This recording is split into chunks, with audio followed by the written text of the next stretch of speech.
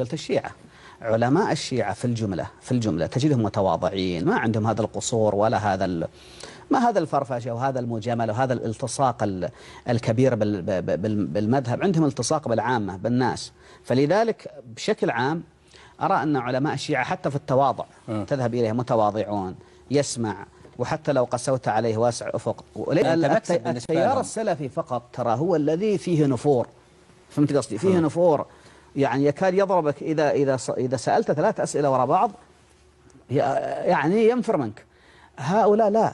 أنا جلست مع العلامة الخليلي، سألته في عمق المذهب ونزلنا ورد في غاية الراحة. هذول بيكسبونك طبيعي، هم مكسب بالنسبة لهم يعني. لا ليس بهذا سوء الظن يعني، لكن هم يدرسون العلوم العقلية والمنطقية والنفس. لا بس انت دائما عندما تتحدث عن الشيعة تتحدث عن دائما تتحدث عن صورة وردية وصورة جميلة. حتى مثلا انت قلت هنيئا للشيعة في مقال لك وقلت حق للشيعة يوم القيامة أن يفخر ويقول الإمام علي والزهراء لأجل حبكم اضطهدونا وشردونا واتهموا أعراضنا وأذاقونا العلقم.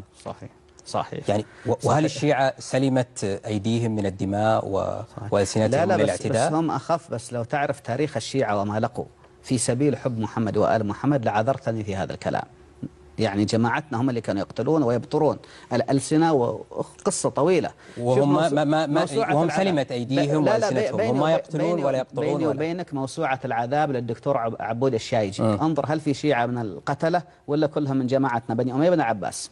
ممكن لو شفنا سوريا احنا ممكن نصل هالنتيجة. هذا إذا صنف أنهم شيعة، لأنهم أغلبية سنية، جيش سني والحكومة سنية. بس المقاطع اللي نشوفها احنا أنا لا أبرئ شيعة ولا سنة، دائما أقول الشهادة لله، ليس الله هو الشهادة له وليس للسنة ولا الشيعة، ولكن ينبغي أن ننصف. أنا يمكن ربما من يعني الأخوة السلفية لأنهم يظلمون الشيعة كثيرا، فما أدري ما مناسبة هذه يعني أنت متعاطف مع الشيعة لأنهم هم المظلومين والسنة هم الظالمين. هذا قبل الأحداث الأخيرة زمان هذا التغريدات.